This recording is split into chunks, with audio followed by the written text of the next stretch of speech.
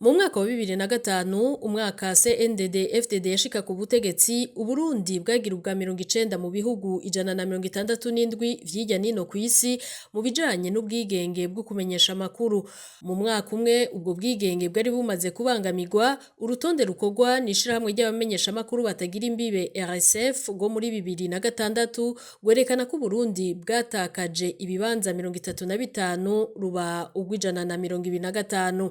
Ubwigenge bwo kumenyesha amakuru bwateye buhungabanywa ku ntwaro ya CNDD-FDD nk'ubundi burenganzira bwose bw'abanyagihugu.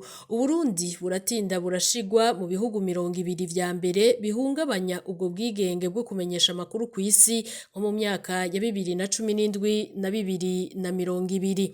Muri iyi myaka 20 CNDD-FDD imaze ku butegetsi, abamenyesha amakuru barishwe, barafungwa, barakubagurwa, amaradiyo n'ibimenyesha amakuru birahagarikwa, bigera naho bitegwa bigaturirwa n'inzego z'igihugu. Abamenyesha amakuru barenga 100 barahunga, n'ubu bakaba bakiri mu buhungiro. Kuva muri 2006 CNDD-FDD niho yatanguye gufunga abamenyesha amakuru bazira umwuga wabo. Gushika uyu munsi muri 2025 abashika 12 barafunzwe n'iyo ntwaro. Umwe muri bo Sandra Muhoza akaba akiri mu mvuto umwaka uraheze. 2 baragandaguwe, abandi benshi barakubagurwa, bararengutswa mu butungane, bamwe baza barafungwa akanya gato.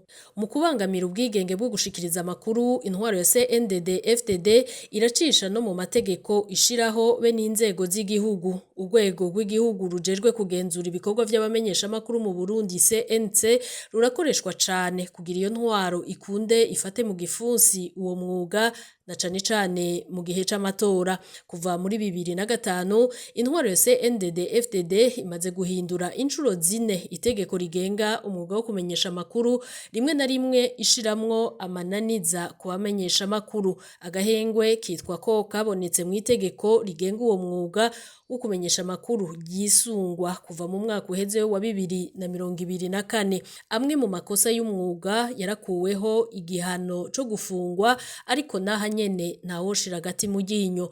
Ayo makosa ashobora kuzitwa ukundi kugira abamenyesha amakuru babandanye bafungwa nk'uko bikoregwa n'abandi bantu bafatwa bagafungwa bitari ngombwa.